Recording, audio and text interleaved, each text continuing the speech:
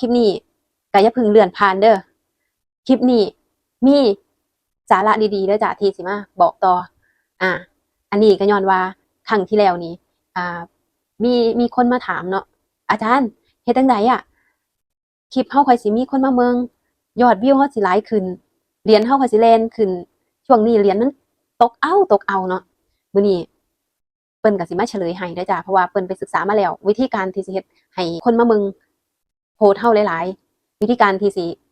ให้เหรียญเฮามันแล่นขึ้นหลายๆเนาะอ่ะ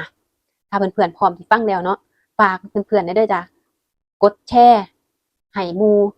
ให้ครีเอเตอร์นำกันได้เด้อจ้ะกดถูกใจ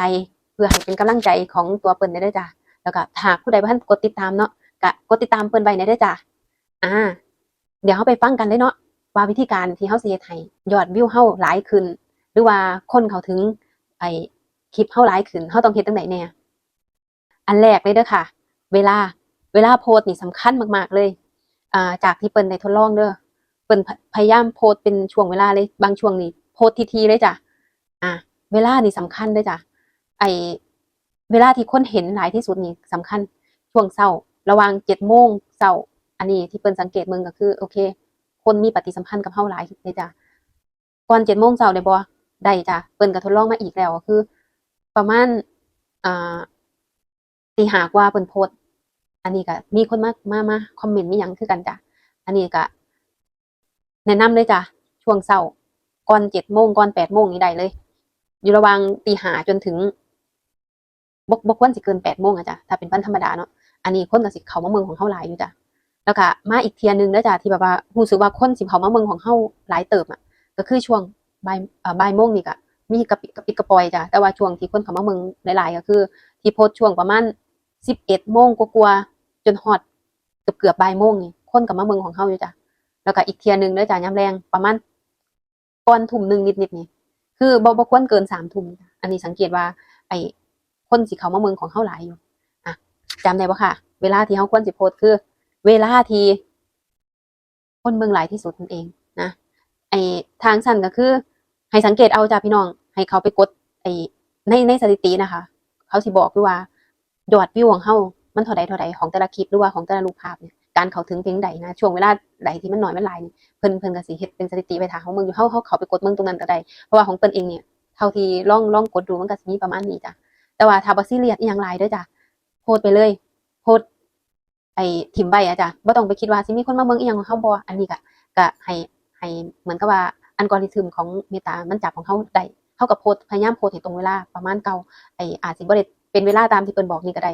ไอ้แต่ว่าถ้าเป็นไปได้ก็คือให้โพสต์เป็นช่วงเวลาตามที่เปิ้นบอกไปก็ได้จ้ะแต่ว่าถ้าเฮ็ดบ่ได้ก็นั่นแหละเฮ็ดไอ้พยายามโพสต์ถี่ๆแต่ว่าบ่ให้ถี่จนเกินไปเพราะว่าไอ้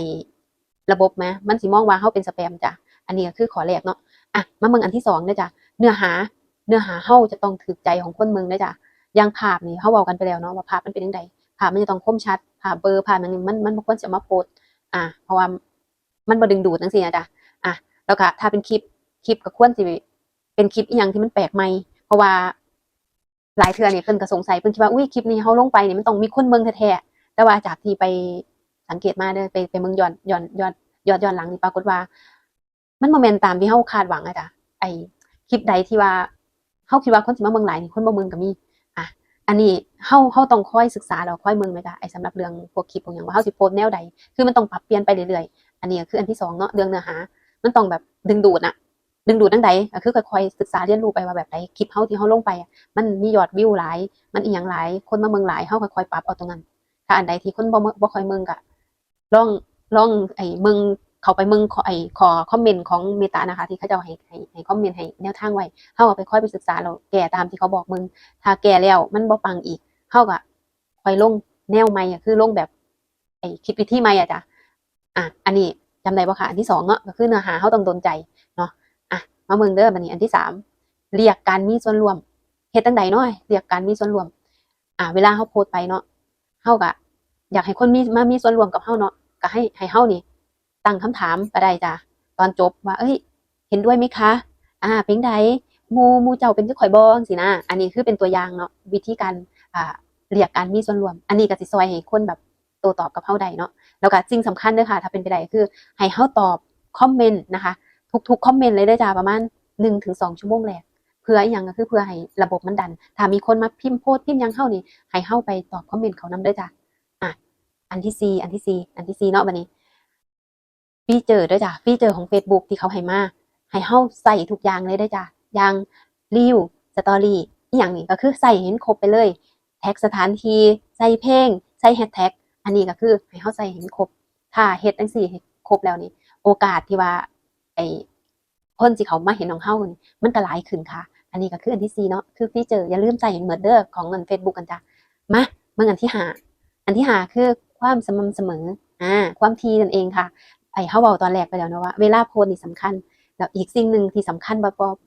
พอๆกันเลยนี่ก็คือความถี่แล้วก็ความสม่ำเสมออันนี้ถ้าผู้ใดโพสต์บ่ได้อีหลีเด้อค่ะก็ให้โพสต์มื้อละเที่ยถ้าโพสต์ได้ก็มีเวลาโพสต์เนาะก็เช้ากลางวันแลงจังซี่ก็ได้จ้ะแต่ว่าบ่ควรสิกระหน่ำตุ๊ดๆๆๆๆ10นาที10นาที10นาทีอันนี้มันเหมือนกับสแปมเนาะอันนี้เว้ากันไว้ก่อนนั้นแล้วเนาะแล้วก็สไตล์เนาะสไตล์ของการโพสต์การหยังเฮาควรสิเอาแบบลักษณะเดียวกันจ้ะแล้วก็สุดท้ายเด้อค่ะอันสุดท้ายอันนี้เว้าจบแล้วเนาะเข้าใจอยู่บ่ค่ะถ้าบ่เข้าใจก็พิมพ์ถามไว้ได้เด้อจ้ะอันใดที่บ่เคลียร์บ่หยังจังซี่สุดท้ายอันที่6ก็คือให้เฮาเน้นช่วง1ชั่วโมงแรกค่ะเพราะว่าเฟซบุ๊กเพิ่นนี่สิเบิ่งปฏิกิริยาการโต้ตอบภายใน60นาทีแรกหลังจากที่เฮาโพสต์ไปถ้าเฮาโพสต์ไปแล้วมีคนคอมเมนต์มีคนกดถูกใจมีคนกดแชร์นี่มันสิกลายเป็นขยายแบบขยายจากคนนี้เห็นคนต่อไปก็เห็นคือมันเป็นเขาเรียกว่าอิหยังอะเน็ตเวิร์กไหมจ้ะมันสิขยายไปเรื่อยๆขยายไปเรื่อยๆคือใยแมงมุมมันไหมดังนั้นช่วง60นาทีแรกสำคัญมากๆเลยถ้ามีคนกดคอมเมนต์กดถูกใจกดอีหยังเฮานี่ให้เฮาตอบโต้นำเขานี่เด้อจ้ะค่ะอันนี้ก็6อย่างเนาะที่เฮ็ดให้ไอยอดเหรียญหรือว่าอีหยังเฮานี่แล่นได้เนาะแล้วก็คนเขามาเบิ่งภาพโพสต์อีหยังของเฮาหลายขึ้นค่ะเปิ้นก็หวังว่าคลิปนี้มันคงสิเป็นประโยชน์กับเพื่อนๆทุกคนเนาะก็ถ้าผู้ใดมีหมู่อยากให้หมู่รู้เรื่องราวดีๆแบบนี้นะสาระดีๆแบบนี้ก็ฝากกดแชร์ไปให้หมู่หน่อยเด้อจ้ะแล้วก็ผู้ใดเพิ่นกดติดตามฝากกดติดตามเปิ้นหน่อยเด้อจ้ะเพื่อสิได้เรียนรู้อีหยังไปด้วยกันนะคะค่ะสำหรับมื้อนี้เปิ้นก็บ่มีหยังแล้วไว้พอกันคลิปหน้าเด้อจ้ะ